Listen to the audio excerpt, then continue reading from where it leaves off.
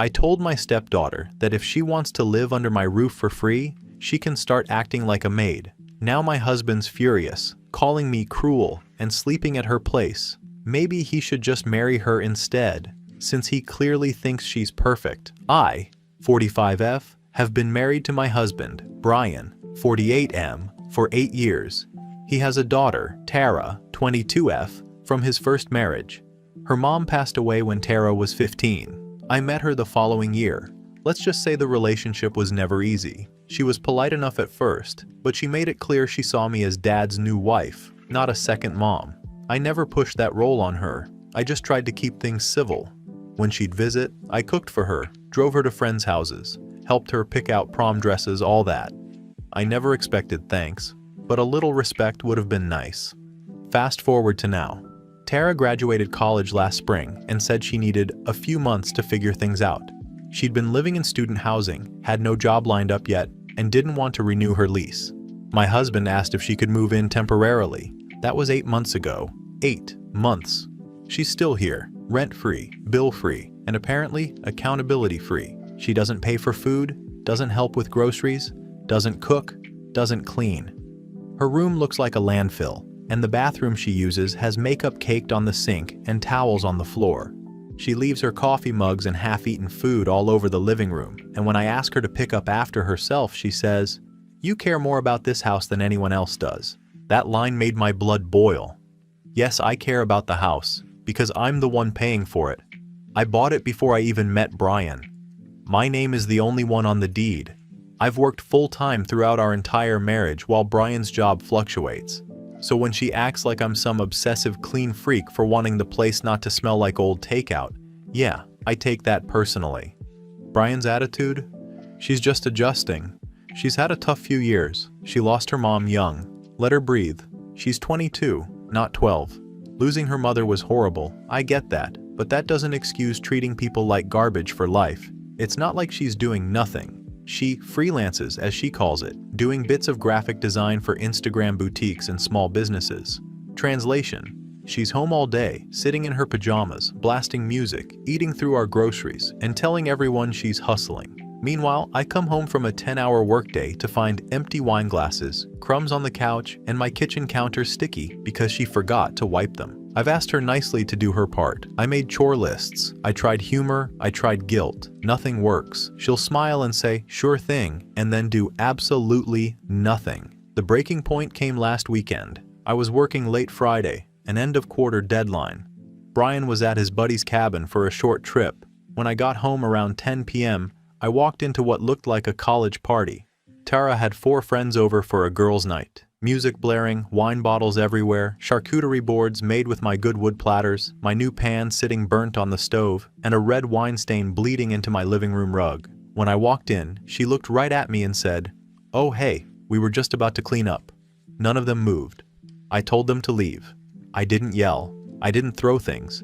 I just said, "Party's over. Everyone out." Tara rolled her eyes and muttered, "God, you act like we trashed the place." I said, "You did." She told her friends to grab their stuff. Then she stomped into her room and slammed the door. I spent the next hour cleaning up her mess because the smell of wine was already sinking in. The next morning, I told her we needed to talk. I said I'd had enough. She's been living here for 8 months without paying a dime, without contributing, without respect. I said if she wants to live under my roof for free, then she's going to start acting like a maid, since that's clearly what she thinks I am. Her face went blank for a second, and then she started crying. Not apologetic crying, the performative kind, the gasping, shaking shoulders. "How could you kind?" She said I was cruel and that her dad would never let me talk to her that way. I told her fine, she could call him. She did. Right then and there, on speakerphone. He picked up and she started sobbing, saying, "She called me the maid, Dad. She said I don't belong here." I said, "That's not what I said, and you know it." He told me to back off, that she's been through enough. I told him losing your mom doesn't give you a lifetime pass to disrespect everyone else. He said I was being heartless, so I told him the truth. I'm tired. I'm tired of being the only adult in this house. I'm tired of watching him baby her while she uses him. I'm tired of being treated like the villain for having standards. He said, "Don't talk about my daughter like that." I said, "Then maybe you should move in with your perfect little girl since she apparently does no wrong." That's when he hung up. By the time he got home the next day, his tone had shifted from defensive to cold. He said he couldn't believe I'd humiliate Tara that way. I said, "You mean by holding her accountable?" He said I should apologize. I said I wouldn't. He packed a bag and said he was going to stay with Tara at her apartment for a while. For context, she has a small apartment across town that she shares with 2 other girls, but she spends most of her time here. It's more of a crash pad. He left without another word, so now I'm sitting here, alone in my own house, wondering what the hell just happened. I didn't throw anyone out. I didn't scream. I told a grown woman that if she's living here rent-free, she should act like part of the household, and somehow I'm the cruel one. I can't tell if I'm losing my mind or if everyone else has. I've supported this family for years. When we got married, I covered half his debt because his business was struggling.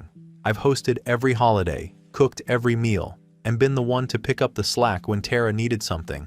I didn't ask to be her mother, but I sure as hell stepped into the gap when her dad didn't. Now I'm the bad guy because I want her to wash a few dishes. It's ridiculous. And for the record, I never said she wasn't family, but if family means I have to let a grown woman freeload, lie, and trash my home without consequence, then maybe I don't need family. I love my husband, but I'm not going to beg him to come home. I didn't do anything wrong. Still, I keep replaying the scene in my head. The smug look on Tara's face, the way she called him on speakerphone, how calm and calculated she looked when he defended her. Something about that moment didn't feel spontaneous. It felt planned. I don't know what she's been saying to him behind my back, but I've started noticing little things, like him quoting phrases I never said. "You told her she wasn't welcome," he claimed. I never said that. Not once. Maybe she's twisting things. Maybe she's lying outright. Either way, I'm done being her scapegoat. So, Reddit, am I the asshole for telling my stepdaughter that if she wants to live here rent-free, she can start acting like a maid? Because if holding adults accountable makes me cruel, then maybe cruel is the only language this house understands. Update 1. It's been a little over 2 weeks since my last post. I didn't think things could get much worse after my husband stormed out, but apparently I underestimated how far he's willing to go to defend his precious princess. He hasn't come home. Not once. He's been staying with Tara full-time. At first I thought he just needed space, a few days to cool off, let the dust settle, and then we could talk like adults. But then I started seeing photos pop up on social media. Tara's account, of course. Pictures of the 2 of them at brunch. Movie night with dad. So thankful for my rock. Matching smiles, cozy captions. It looked less like a father and daughter reconnecting and more like a PR campaign to show the world what a wonderful united pair they are. Meanwhile, I'm sitting in my own home, the one I paid for, looking like the wicked stepmother from some cheap fairy tale. I tried calling him that first weekend, straight to voicemail. When he finally answered, his voice was short, clipped. He said, "I don't want to fight. You need to apologize to her." I asked, "For what, exactly?" "For expecting a grown woman to clean her mess." He sighed and said, "You told her she was trash and didn't belong here." That stopped me cold. "Excuse me? That's what she said you said. That you told her she wasn't family. That she was freeloading off you. That her mother would be ashamed of her." I actually laughed. It was either laugh or scream. "Do you hear yourself? You really think I said that?" "She wouldn't lie about something like that," he replied. "Then you don't know your daughter as well as you think you do," I said. And I hung up. I wish I could say that was the end of it, but it's been a steady unraveling since. Every time I text or call, he responds like I'm a stranger. One-word replies, no emotion, no effort. Then last Tuesday, I came home from work and found the house different. My home office door, which I always keep closed, was open. Inside, the desk had been rearranged. My chair was gone. My pens and notepads were missing. My personal laptop stand wasn't there. I stood there staring at the empty space where my things used to be, completely confused. An hour later, Tara posted a photo on her story. It was my office chair, my stationery, my exact lamp. The caption read, "My new work setup, #freelance life." That's when it clicked. She'd come by the house while I was at work and taken my things. I called Brian immediately. He answered, sounding annoyed. "Why did your daughter break into my office and take my stuff?" I asked. He said, she didn't break in, she has a key. She needed a workspace. She has an entire room at her apartment. Why does she need my office? He said, she feels more productive there. It's quiet. I told him, it's quiet because it's my house and she doesn't live here anymore. He told me to calm down. Calm down. Like I was overreacting to his adult daughter stealing from me. He said, she's trying to get her life together. You could show a little compassion. I said, she needs a job, not a workspace. He went silent for a moment, then said, you know, your jealousy is starting to show. Jealousy. That word hit me like a slap. I said, jealousy of what? That you've chosen your daughter over your marriage? He said, jealousy of someone who doesn't make everyone around her miserable. I said, then maybe you should live with her permanently, since she's such a joy. And he said, maybe I will. I hung up. That night, I boxed up the rest of his clothes and toiletries and left them in the guest room. I wasn't crying or shaking or any of the things I thought I'd do. I was calm. My anger had turned into something harder. Resolve. The next morning I sent him a simple text. Your things are packed. Let me know when to pick them up. No response. Since then, the silence has been deafening. I still go to work, still keep the house together, still live my life, but there's a heaviness in the air that I can't describe. Every sound in this place reminds me of how much I've done for people who never saw me as anything but the help. I started noticing how much of the house bears my fingerprints. The furniture, the paint colors, the remodels, every single improvement came from my paycheck. And yet somehow, in their minds, I'm the intruder here. A mutual friend told me she saw Brian and Tara grocery shopping together. Tara pushing the cart, Brian trailing behind. They looked happy, she said, but there was this weird dynamic. Tara giving orders, Brian following them. I laughed when I heard that. Of course he's following her. He's been doing it for years. You'd think he'd notice how similar her tone is to mine when I'm frustrated. Except when I say something direct, I'm harsh. When she says it, she's assertive. I'm not naive though. I know what's happening. She's playing victim to secure her hold on him, and he's falling for it because guilt is easier than accountability. Part of me wonders if she's doing this deliberately. There's no way she doesn't know how much she's twisting things. When someone can look you dead in the eye, smile, and then cry on cue 5 minutes later, that's not immaturity, that's strategy. Yesterday, I finally made an appointment with a lawyer. Not because I'm filing for divorce, not yet, but because I needed to know where I stand. I bought this house before I even met Brian, paid every mortgage payment myself. I wanted to make sure I wasn't crazy, that it really is legally mine. It is. Sole ownership. Every nail, every window, every square inch. That knowledge was like breathing fresh air after weeks underwater. I don't think I realized how much I'd been holding back, how much fear had built up around losing something that was always mine to begin with. So here's where things stand. Brian's still at Tara's. I haven't heard from him in a week. Tara's still posting their happy little selfies. I'm still in my home, paying the bills, keeping the lights on, and trying not to lose my mind over the sheer absurdity of it all. But I'm done begging for respect in my own house. I gave this marriage 8 years. I gave that girl kindness, stability, and a roof over her head. All I got in return was being called cruel because I refused to play maid for a 22-year-old freeloading manipulator. If Brian wants to keep treating her like she's made of glass, he can, but I'm not living with it anymore. The lawyer said if he's gone another few weeks without contributing to bills or showing intent to return, I have grounds to start separating finances formally. I'm giving him that time, not because I'm hopeful, but because I'm fair. When he comes back, if he comes back, he's going to find a different woman waiting here. I'm done explaining. I'm done apologizing. And I'm done being disrespected in my own home. He's got 2 choices. Come back as my partner or stay gone as her puppet. And something tells me he's already made his choice. Update 2. It's been just over a month since I wrote my last update, and everything that could break has broken, but not in the way I expected. Brian still hasn't come home. Not once. Not to grab the rest of his things, not to talk, not even to argue. Tara has him wrapped around her finger so tightly, I doubt he even remembers what the inside of this house looks like anymore. At first, I waited. I wasn't sitting by the door like some desperate woman. I've got too much self-respect for that. But I kept thinking, he'll come to his senses. He'll realize what she's doing. Because surely, no grown man could look at this situation and believe that I'm the villain. Then I saw the posts. A friend sent me screenshots from Tara's social media. She'd written a long caption thanking her dad for being her rock through the hardest time of her life and helping her escape a toxic environment where she was never wanted. There were photos of them smiling over dinner, Tara hugging him, captioned, "Family always wins." My name wasn't mentioned, but it didn't need to be. The comments said it all. "So glad you're safe. You deserve peace, girl. Your stepmom sounds like a nightmare." And Brian liked every single one. That was the moment something in me hardened.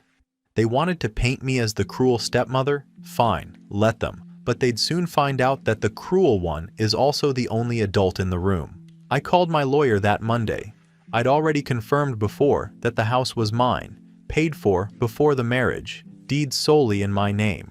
My lawyer said there was no gray area. Brian had no legal claim to this house. If he wanted to stay gone, he was gone for good. So I took the next step. I had the locks changed. Every door, every entry, even the garage keypad. I packed his remaining things neatly. His tools, golf clubs, some old jackets, and stored them in labeled boxes in the garage. I drafted a short, polite message.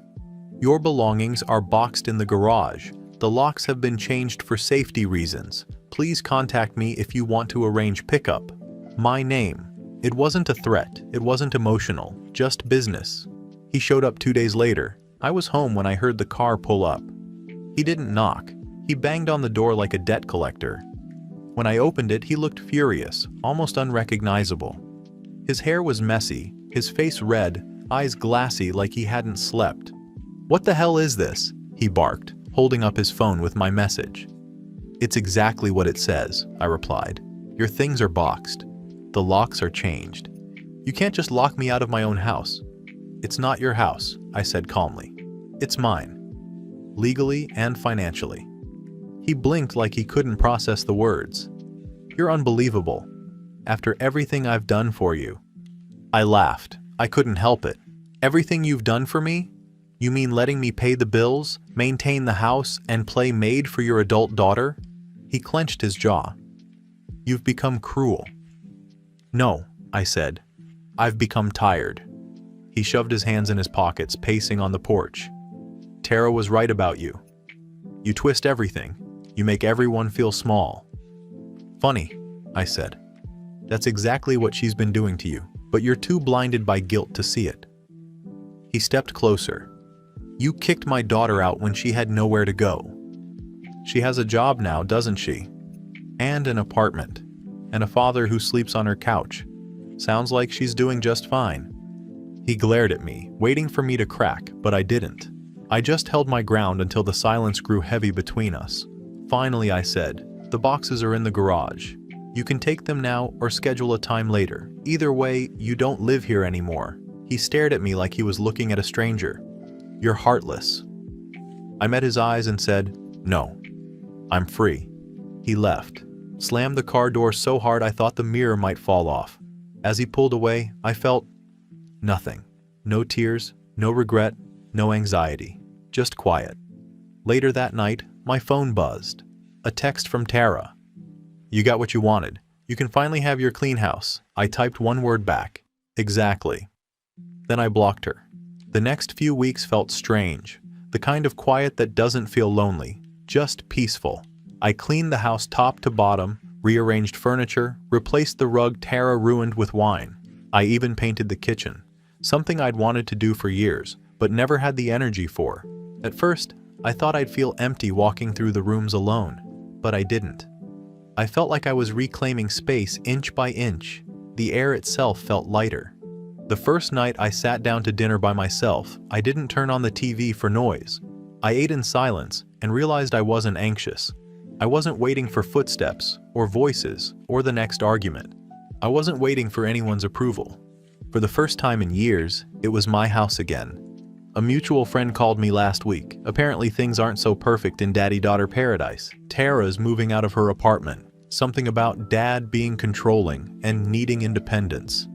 I nearly choked on my coffee. Independence. The same girl who couldn't clean a bathroom now suddenly values independence. Brian, from what I hear, is struggling. She barely speaks to him now that she's got new friends and a better job. He's confused, hurt, trying to figure out where things went wrong. I didn't say much when my friend told me this, just a polite, "I hope they figure it out." But inside, I couldn't help but feel the irony biting at the edges. The man who accused me of cruelty raised a daughter who has no loyalty to anyone once she's gotten what she wants. Yesterday, Brian finally reached out. He texted, "I miss the family. Can we talk?" I stared at it for a long time. I thought about all the nights I cooked dinners he never thanked me for. All the times I defended him to people who said he let his daughter walk all over him. All the times he chose silence over standing up for me. Then I replied, "There's nothing left to talk about. I don't miss being disrespected." He never answered. I won't lie. There are moments where I wonder if I went too far. Changing the locks felt extreme at first, but every time that doubt creeps in, I remember the years of biting my tongue, of making myself small so everyone else could feel comfortable. I used to think being a good stepmother meant swallowing every insult, cleaning every mess, and never asking for thanks. I thought it meant endless patience, that if I just gave enough, they'd eventually see I wasn't the enemy. They never did. Now I know better. Being a good stepmother doesn't mean being a martyr. It means knowing when to stop being used. I'm not bitter. I'm not angry anymore. I'm just done. If that makes me cruel, then cruelty is what finally set me free. Last night, I sat at the dining table with a glass of wine, red, the same kind Tara spilled on my rug, and watched the light fade through the kitchen window. For the first time in years, the silence didn't feel hostile. It felt earned. And as strange as it sounds, I think peace looks good on me. Final update. It's been a little over 3 months since this whole mess began, and I think I can finally say, it's done. It's quiet now. Strangely, achingly quiet. But for once, that silence doesn't feel like a punishment. It feels like a clean slate. Brian never came back. Not to talk, not to collect the rest of his things, not to apologize. I think deep down, I knew the day he walked out that he wasn't walking out for space. He was walking out because someone finally held up a mirror and he couldn't stand what he saw. But let me rewind a little, because the way it all ended says everything about how blind I'd been.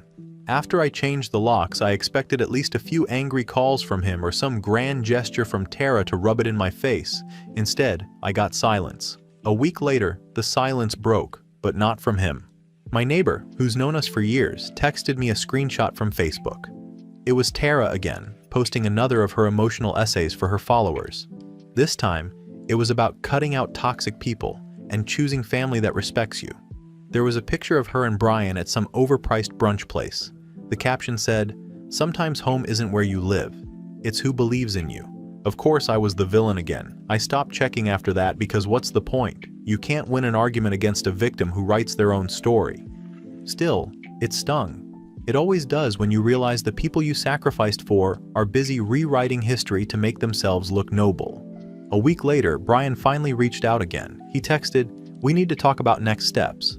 Next steps. Not, "I'm sorry." Not, "Can we talk?" Not, "I miss you." Just, next steps. Like our marriage was a lease ending and we needed to sort out the paperwork. I didn't respond for 2 days. When I finally did, I said, "Send me what you want to discuss in writing." He replied, "We should do this face to face." I told him, face to face is what got us here. That was the last time we spoke directly. Instead, I got a short, curt email a few days later saying he wanted to collect his remaining belongings and asked me to leave the garage open one evening. I did. He came, took his boxes, and left a note in the empty space on the shelf that said, "I hope you're happy." The answer is yes. Yes, I am. A few weeks passed, then came the irony. A mutual friend reached out. Apparently, the fairy tale over at St. Tara's place had started to crack. She'd moved in with a few of her college friends and was complaining that Brian was too controlling. She said he hovered and treated her like a child. I laughed when I heard that, out loud. Alone in my kitchen, probably sounding half crazed, but I couldn't help it. The man who accused me of being controlling finally got a taste of what it's like to live with someone who expects the world while giving nothing back. He built her that way, hand-fed her entitlement for years, and now she's devouring him too. I didn't need revenge. They created their own.